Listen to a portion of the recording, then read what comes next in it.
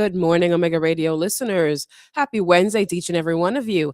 At this time, we do have a proud sponsor coming before you. It is now time for Queen Bee Frequency with your host, Tikea Bowers, right here on Omega Radio. So stick and stay with us and don't go anywhere. Coming up shortly is Queen Bee Frequency. Hey Queen, it's your girl Tikea. Welcome to Queen Bee Frequency on Omega Radio, your space for growth and becoming her. Tune in Wednesdays at 10 a.m., where energy shifts and queens rise. Hey Queens, have you ever felt like you are outgrowing your life? Like you are stepping out of the old version of who you were and stepping into a new version. It's that in between, that uncomfortable feeling. That's alignment. Let's talk about that. Hey, Queen, welcome back to Queen Frequency. It's your girl, Tikea. Thank you so much for joining me again for week 3. Actually, it's week 4. Oh my gosh, time really does fly. It's been so much fun. Thank you guys. Thank you guys. But this is where energy shifts and queens rise. So today we're going to talk about becoming her, actually embodying her before you actually fully step into her. So I hear a lot of people on Instagram, on all over social media talking about alignment. And for me, it seems to me that they're talking about it like it's perfection, like it's something that it's so easy to do, but they actually don't explain how to actually align. And so today we're going to talk about that. Alignment does not equal perfection. Actually, alignment is a decision that you make to actually embody or move like you're the version of yourself that you prayed for before you actually get there. And it's kind of like, you're praying for something, and just like the Bible says that faith is as small as a mustard seed, or you should have faith as small as a mustard seed. So if you have faith that small, that means that after you pray, you fully believe that God has already answered your prayers. So what do? If you believe that he answered your prayers, then you're going to move like your prayers have been answered, right? So if you're asking God for something, I'm just pulling something out of the air, like, God, I really struggle with money management, or I am really looking for a new job. After leaving that prayer, you should already assume that God has answered your prayer. So you need to assume the position. You need to actually start embodying that version of yourself that you're asking for. You need to start asking yourself things like, what would she be doing right now? I really want this position. I want a new job. So what would that version of myself who has the job be doing right now? And it's kind of like you're auditioning for her, but you're not really auditioning for her because you're already becoming. You're already on the road to becoming. But it really is all about trusting the process and having faith. And with alignment comes a lot of uncomfortable feelings because you're going to start outgrowing a lot of things that you used to like. Remember, you're turning into a new version of yourself. So the old things that you used to entertain are not going to feel so familiar anymore. And as we talked about last week, you're going to start upsetting a lot of people. And that's because they're expecting you to always say yes to everything. And instead of doing that, now you're choosing to say no. And then the other side of that is you used to be so used to chaos, and now you're choosing peace. So the things that you used to sit in, you're not going to sit in anymore. You've outgrown them. And if you want to refer it to back to when you were a kid, every so often you outgrew a toy, and that's alignment. You're moving on, you're growing past a lot of the things that you used to be interested in. But we don't, it's not that you're waiting to become her. It's you're moving first before you actually believe, like before you settle into anything. For example, I was talking to a doctor at work yesterday, and jokingly, we were just talking about how hard it is to get into medical school. And he was talking about his dreams of becoming a doctor. and how he always dreamed about it. He didn't really come from anything, so he had nothing to compare his lifestyle to that he wanted to have. So he'd always just think of it, envision it. And he said he started, as he was elevating, his circle changed because now he's moving with people who align with what he wants. It's not that his friends that he was with before aren't, good for him. It's just that he's out of alignment now. He's moving on to other things. So it's the same thing that we're talking about. It's you no longer need validation because you strongly believe that every prayer that you prayed is being answered. It's like planting a seed in the ground and just waiting for it to bear fruit or grow a beautiful flower. You already know what's happening underneath the soil. So it's kind of like your life. You have to trust the process. It doesn't happen automatically. So you kind of have to marinate. It's like you're in a waiting room waiting for God to just bestow this blessing, but really it feels like a waiting period, but he's molding you the entire time. Like every day there's a new test, there's a new struggle or a new reward or whatever it is. You're growing and you're learning, and while you're becoming her, essentially. So the part that no one really discussed is that growth will cost you. They don't the thing is that people don't miss you, they miss the old version of you. They miss the version of you that played small, they miss the version of you that said yes to everything, or they just miss the version of you before your elevation. Not to say that, you were playing small or anything. They just miss that version of you. They're not used to this version of you. So, with that being said, you can't revert back. If you go back, you're trying to fit into a square when you're a circle. You know, there's no room for you there anymore. So, once it starts to get to feel uncomfortable, that's how you know it's time to move. When you start to feel discomfort, and I have to be honest with you, the last year or so, I feel this huge pull into a new direction, growth. Hey, I'm here with you. That's elevation, that's growth.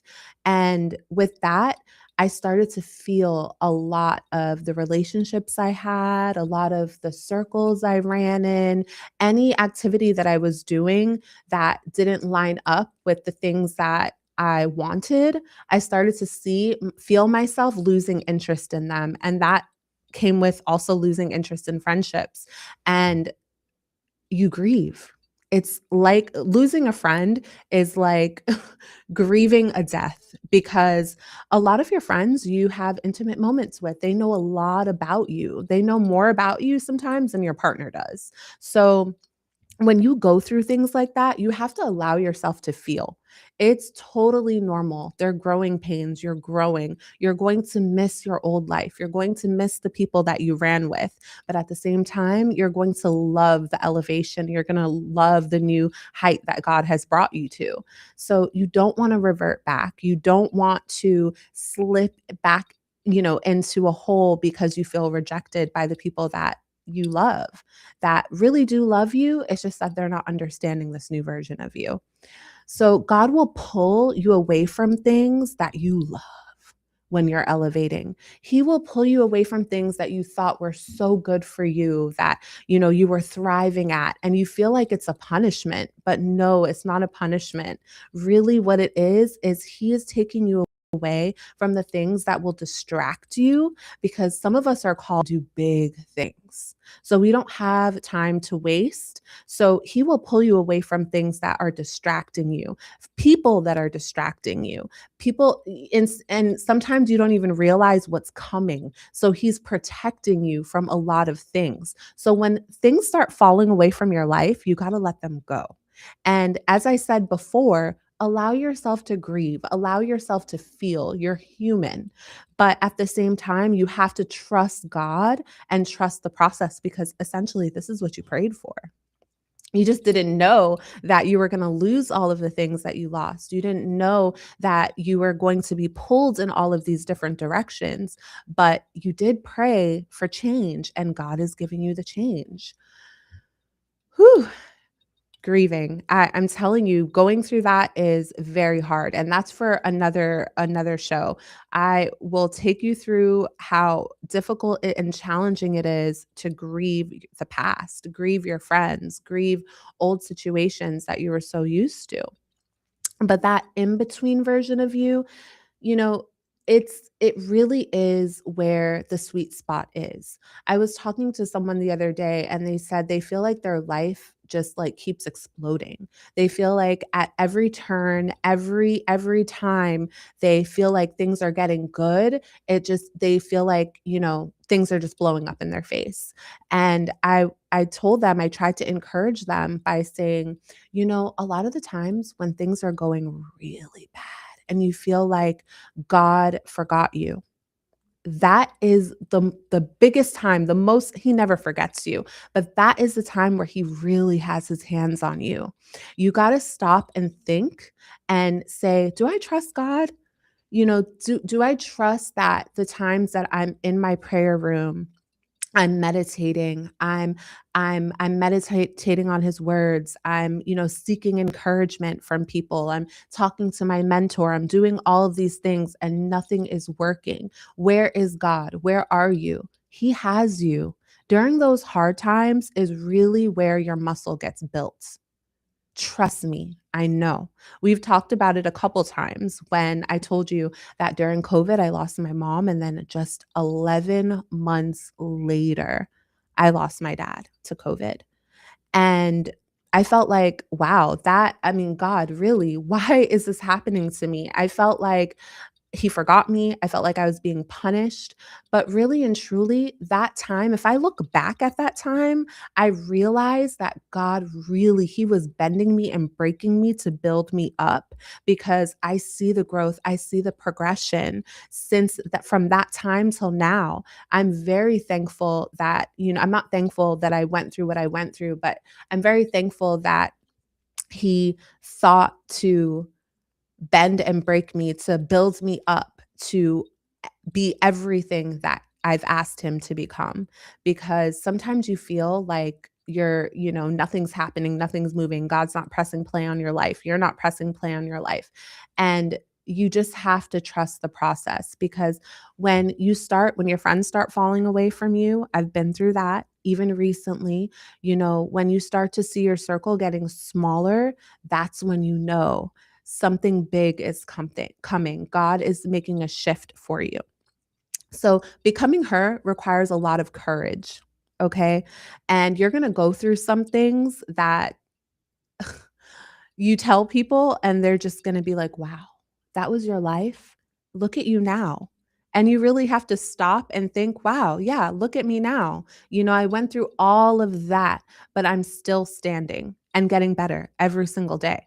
So when you're under construction, when you're in the waiting room, when you're at battle, when you're at war, trust me, that is the time that God is getting ready to make a big shift in your life. You just have to trust. And the moment you give up, especially if you're building a business, the moment you give up when the fire gets hot, that's when you lose your chance. That's when you tell God, I don't trust you anymore.